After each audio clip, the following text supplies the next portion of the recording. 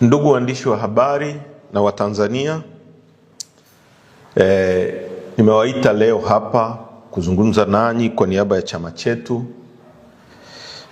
na kupeleka ujumbe wetu kwa Watanzania na msimamo wa chama chetu kuhusu upandaji wa bei ya mafuta na gharama na athari zitakazojitokeza kwenye maisha ya kila Mtanzania. Kwa niaba ya Chama cha Demokrasia na Maendeleo Chadema, ninawatakia heri Watanzania wote kuhitimisha mifungo ya kiimani Ramadhani kwa Waislamu hadi kusherehekea sikukuu ya Eid el-Fitri na Kwaresma kwa Wakristo hadi kusherehekea siku ya Pasaka. Chama chenu mnachokiamini, tunalazimika kuzungumza nanyi mambo muhimu ya nchi yetu, na katika mazungumzo haya mambo muhimu ya kuchukua hatua.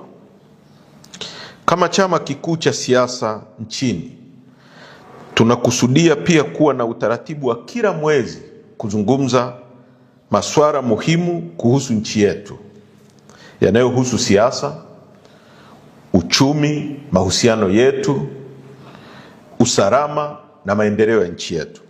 Kwa hiyo huu ni utaratibu mpya ambao tunauanzisha, ambapo kwa kila mwezi chama chetu kitazungumza na Watanzania mambo yote yanayokuwa yamejitokeza kwa mwezi ambayo yanahusu usalama wa nchi yetu, masuala ya uchumi na masuala ya kisiasa. Watanzania wenzangu, leo ninazungumza nanyi sio kuhusu bei ya mafuta. Ninazungumza nanyi kuhusu maisha ya watu. Ninazungumza nanyi kuhusu nauli za kila siku. Ninazungumza kuhusu unga, mchele, samaki, mboga, maziwa, mayai na bidhaa muhimu mezani kwa mwananchi. Ninazungumza kuhusu mamalishe anayenunua bidhaa asubuhi na kuuza jioni. Ninazungumza kuhusu mfanyakazi anayelazimika kupanda daradara kila siku kwenda na kurudi kazini kwa mshahara ule ule ambao hujapanda. Lakini maisha yakiwa yanapanda bei, ninazungumza kuhusu bodaboda, bajaji, wafanyabiashara wadogo, wakulima, wavuvi, wasafirishaji na familia za kipato cha chini na cha kati. Leo wanabeba mzigo mkubwa zaidi wa uchumi baada ya hiki kinachoitwa upandaji wa bei ya mafuta. Ukweli wa haya yote ni kuwa kupanda kwa bei ya mafuta sio tu habari ya nishati, ni habari ya gharama za kuishi, ni habari ya mfumuko wa bei, ni habari ya uwezo wa mwananchi kuendelea kuishi kwa heshima. Na kwa sababu hiyo, leo tunapaswa kusema ukweli kwa uwazi, kwa takwimu na kwa ujasiri. Watawala batili wa CCM, hata katika ubatili wao, ni lazima waambiwe kwa nguvu ya umma, na umma uwalazimishe kufanya kile kilicho cha haki na ambacho wananchi wanakitaka ili kuwapa ahueni ya maisha. Ndugu wa Tanzania, kwa mujibu wa takwimu za EWURA za mwezi Aprili, bei elekezi ya mafuta zimefikia viwango kama ifuatavyo: petroli shilingi 3,820 mpaka shilingi 4,017. Hii 4,017 nazungumzia Tarime, nazungumzia Kigoma, nazungumzia maeneo mengine ya kanda ya Ziwa. Bei ya diesel imefikia shilingi 3,806 mpaka shilingi 4,003 kwa lita. Na ikumbuke kwamba siku 10 tu zilizopita bei ya diesel ilikuwa shilingi 2,854. Kwa hiyo imepanda kwa zaidi ya shilingi 1,000 kwa lita, na maeneo mengine 1,000 na zaidi. Bei ya mafuta ya taa kerosene shilingi 3,500 mpaka shilingi 3,830 82. Hizi sio namba za karatasi. Hizi ni takwimu za ofisi, sio takwimu za ofisi tu. Hizi ni namba zinazogeuza kuwa nauli ya daradara. Hizi ni namba zinazogeuka kuwa bei ya unga sokoni. Hizi ni namba zinazogeuka kuwa gharama ya kusafirisha chakula. Hizi ni namba zinazogeuka kuwa mzigo wa maisha kwa kila kaya ya Kitanzania. Kwa hiyo, anayesema bei ya mafuta ni mafuta tu, hajui maana ya uchumi wa mwananchi. Kwa Tanzania ya leo, mafuta yakipanda bei, nauli hupanda. Nauli zikipanda, chakula hupanda bei. Chakula kiisha panda bei, biashara ndogo huumia. Biashara zikiumia, mapato hushuka. Mapato yakishuka, huku bei zikipanda, maisha ya mwananchi kuingia kwenye mtego wa maumivu makubwa. Hapa ndipo bei ya mafuta hugeuka kutoka kuwa takwimu na kuwa mateso ya kila siku kwa mwananchi. Ndugu wa Tanzania wenzangu, Chadema ndio chama kinachoweza kusema ukweli kwa niaba ya wananchi, na ni lazima tuseme ukweli wote. Serikali yenye uhalali, na hapo tunasema kama kungekuwa na serikali yenye uhalali wa watu, huwajali na kuwaonea huruma wananchi wake. Dunia inaweza kuanzisha mshtuko wa bei ya mafuta, lakini serikali inayowajali watu wake ndio huamua wananchi waumie kwa kiwango gani. Na hii ndio tofauti ya kisingizio cha uongozi uliopo. Serikali inapaswa kutatua kero na kuhakikisha maisha ya wananchi yanakuwa nafuu, huku huduma zikiwa zinapatikana kwa urahisi na kwa unafuu. Serikali haipaswi kulalamika na kutoa visingizio kwa mambo yanayotokea sehemu nyingine bila kugeuza ama kuchukua hatua za kuhakikisha wananchi hawaathiriki kwa kiwango kikubwa. Mambo yanayotokea huko kwingine, serikali makini inapaswa kujipanga na kuwa tayari kukabiliana na majanga na mambo mengine bila wananchi wake kuathirika. Ni dhahiri sasa, serikali isiyo na kibali cha watu haiwezi kuwajali watu wake, maana haijaona, haijioni, wala haiwezi kuwajibika kwa watu. Ndugu wa Tanzania wenzangu, katika uchambuzi wa bei ya petroli kama tulivyoeleza hapo juu, kuna sehemu ya gharama ya kimataifa, lakini kuna sehemu kubwa ya mzigo ambao unatokana na kodi na tozo mbalimbali za ndani ya nchi. Na hapa ndipo ninapoomba Watanzania wanisikilize kwa makini. Gharama ya kununua mafuta ya petroli au dizeli kwa lita inaitwa FOB, yani ukinunua kabla ya kuyasafirisha, inakadiriwa kufikia shilingi 1,800 mpaka shilingi 2,000 kwa lita. Gharama ya kusafirisha ambayo ni freight and insurance inakadiriwa kuwa shilingi 150 kwa lita ya Kitanzania. Kwa ukijumlisha hapo ni kama shilingi 2,100 kwa lita moja. Hapo mafuta yameisha safirishwa, yamefika mpaka Tanzania. Kwa hiyo ndio bei ambayo ilipaswa kuwa inauzwa pump price kama kusinge kuwa na tozo na kodi mbalimbali. Sasa kwa nchi yetu, ukichukua jedwali la tozo na ushuru mbalimbali na kodi, zinakadiriwa kufikia 16. Kwa mfano, petroleum levy kuna takriban shilingi 400. Ushuru wa bidhaa, yani excise duty, takriban shilingi petroleum levy ni shilingi 300. Ushuru wa bidhaa, yani excise duty, kuna shilingi 400. Fuel levy takriban shilingi 500. OMC margin shilingi 300.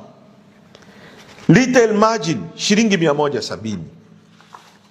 Hapo kuna kodi zinaitwa demurrage, kuna railway levy na kodi nyingi rukuki ambazo zinawekwa kwenye kila lita moja ya mafuta. Lakini uchambuzi wa kina unaonyesha jambo moja la msingi kabisa. Kila shilingi 100 anayolipa mwananchi kwenye mafuta, takriban shilingi 31 ni tozo, ushuru na levi za ndani. Kwa tukienda kununua mafuta kwenye kituo cha mafuta, tukitoa shilingi 3,800 kwenye kila shilingi 100 uliotoa kwenye hiyo shilingi 3,000, kuna shilingi 31 ambazo ni tozo na kodi mbalimbali.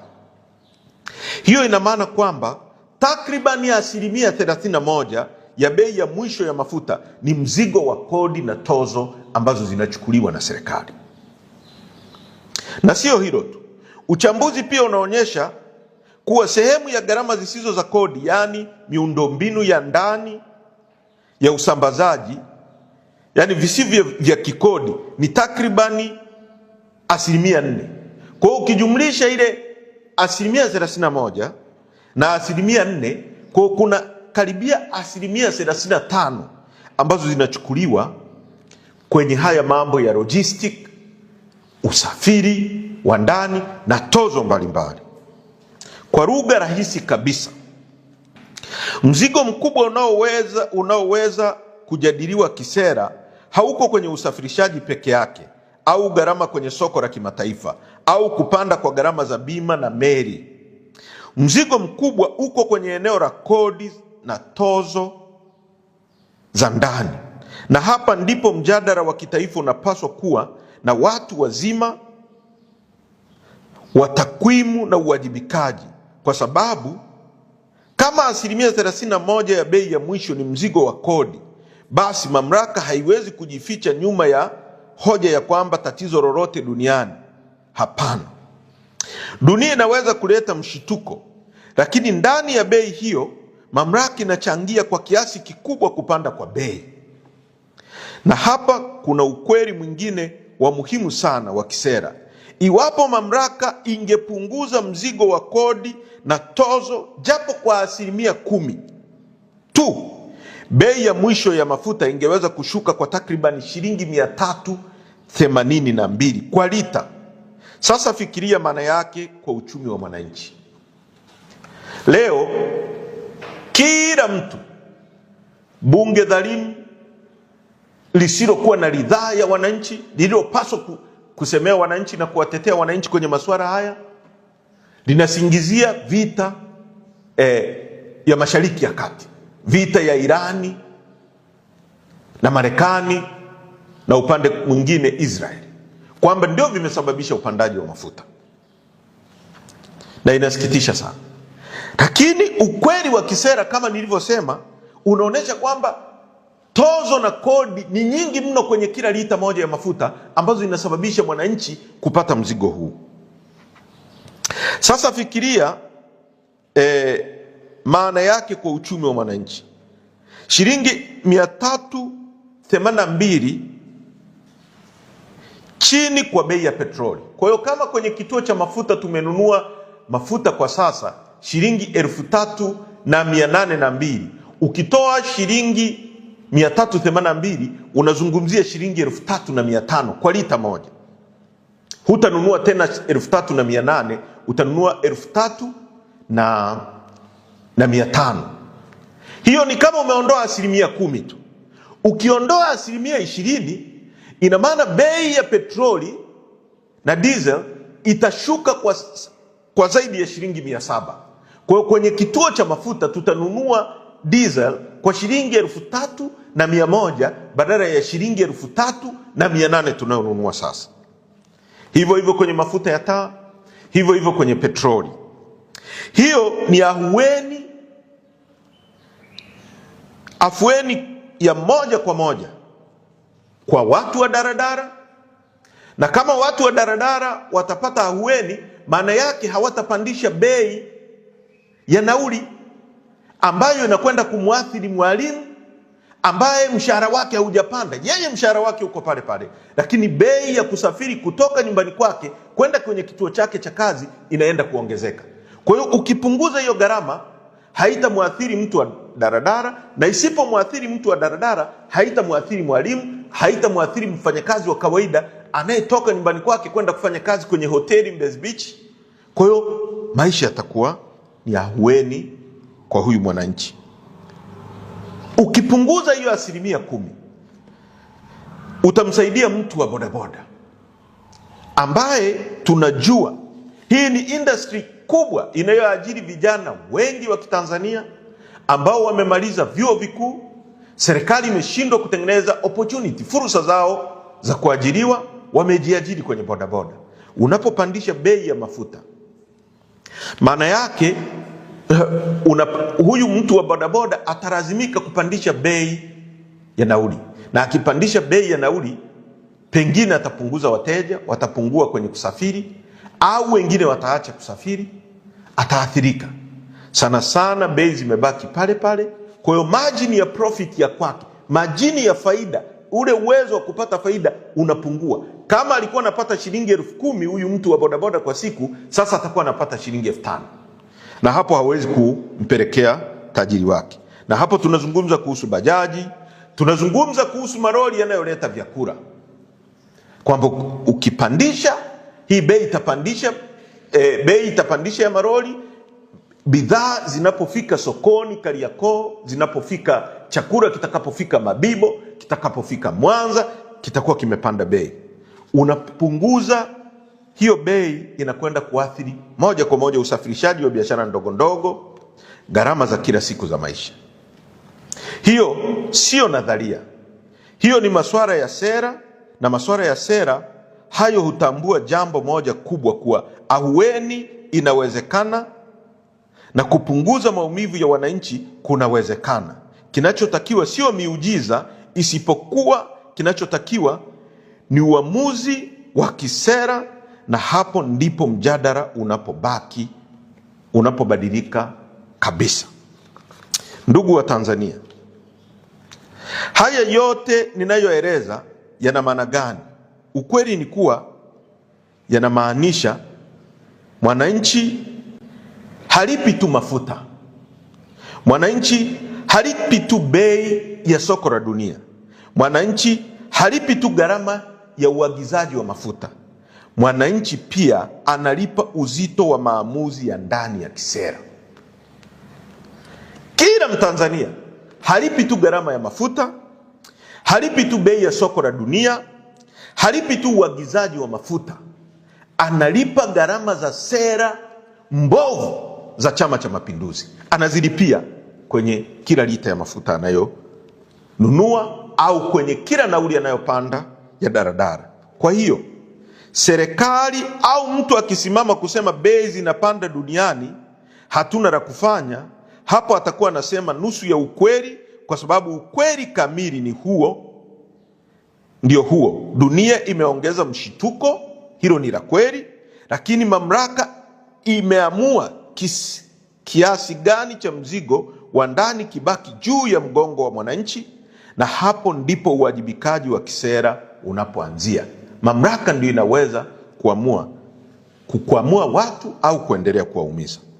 Ndugu wa Tanzania, wakati mwingine hoja ya ndani huonekana ya kawaida hadi pale unapoiweka kwenye meza ya ulinganifu wa kikanda, yani nchi majirani, na hapo ndipo data zinapozungumza. Sasa hapa tunataka tuzungumze kuhusu nchi zinazotuzunguka. Wakati Tanzania bei zipo juu kwa kiwango tulichoeleza hapo awali, huku kodi ikiwa 31% kwenye kila lita ya mafuta. Kwa takwimu za kikanda za mwezi Aprili, picha inaonekana hivi: Kenya bei ya petroli ni shilingi 3,700, sisi ni shilingi 3,890. Bei ya diesel Kenya ni shilingi 3,680 ambao ni pungufu kwa shilingi 200 kwa Tanzania. Hapo ni Kenya. Mzigo wao wa kodi ni 28%. Uganda, petroli ni shilingi 3,600. Pungufu shilingi 300 na kitu kwenye lita tunayonunua hapa. Diesel shilingi 3,500. Pungufu napo karibia shilingi 300 na kitu. Kodi 27%. Sisi kodi 31%. Rwanda, bei ya diesel, bei ya petroli shilingi 3,750. Kodi 30%. Diesel shilingi 3,720. Kodi yao 30%. Zambia, bei ya petroli shilingi 3,800. Diesel shilingi 3,777. Kodi 30%.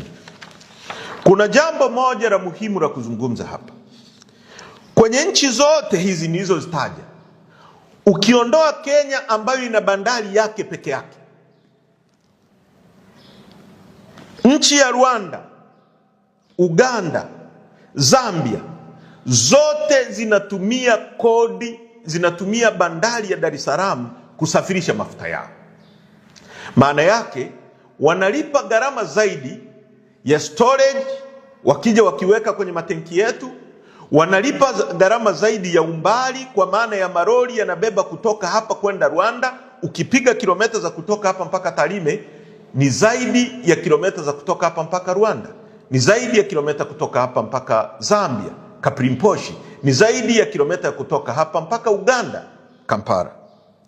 Hawa hawana bandari, wanapitishia kwetu, lakini bei ya mafuta kwao ni chini kuliko bei ya mafuta Tanzania. Maana yake, maana halisi ya jambo hili kisera ni kuwa bado kuna nafasi ya kufanya ahueni ya kodi, tax relief ya muda bila kuvunja mantiki ya kiuchumi. Katika hili wa Tanzania ni vyema tuunganishe nguvu ya umma ili kuwa na mjadala huu ambao utahakikisha, utatufikisha kwenye kupunguza maumivu haya ambayo hatuna sababu yoyote ya kuyavumilia. Ndugu wa Tanzania, tunaposema mafuta yamepanda, watu wengine hudhani ni mjadala wa sekta ya nishati tu. Hapana, huu ni mgogoro mpana wa gharama ya maisha, kwa sababu mafuta ni uti wa mgongo wa mzunguko wa bei katika uchumi. Mafuta yanagusa usafiri wa umma, maroli ya kusafirisha chakula kama nilivyosema hapo awali. Mafuta yanagusa kilimo na usafirishaji wa mazao. Mafuta yanagusa uvuvi, kwa sababu boti zote zinazoingia ziwani na baharini zinatumia mafuta. Mashine na generator, biashara ndogo kama vinyozi wanaonyoa kwa kutumia generator. Yanagusa usagaji kwa vijijini ambapo hakuna umeme, watu wanasaga kwa kutumia mafuta. Ujenzi na vifaa vya ujenzi, mafuta yanagusa. Usafirishaji wa dawa muhimu, dawa zote tunazotumia binadamu, mafuta ndio yanatumika kusafirisha. Mzunguko wa bidhaa kutoka bandarini hadi sokoni.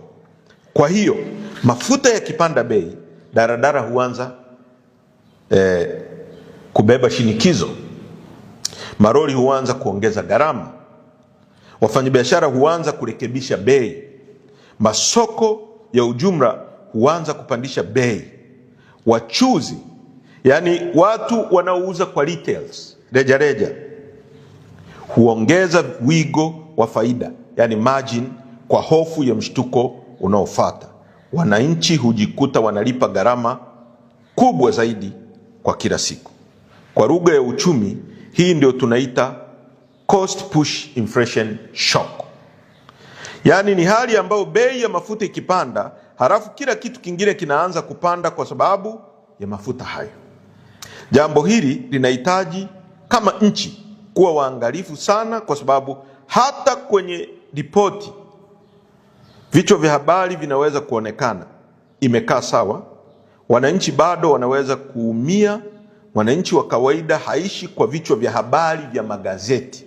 Mwananchi wa kawaida wala majadwali ya takwimu. Mwananchi wa kawaida anaishi kwa hali halisi. Ndugu wa Tanzania, katika kila mgogoro wa kiuchumi kuna swali moja la msingi sana: nani anabeba mzigo?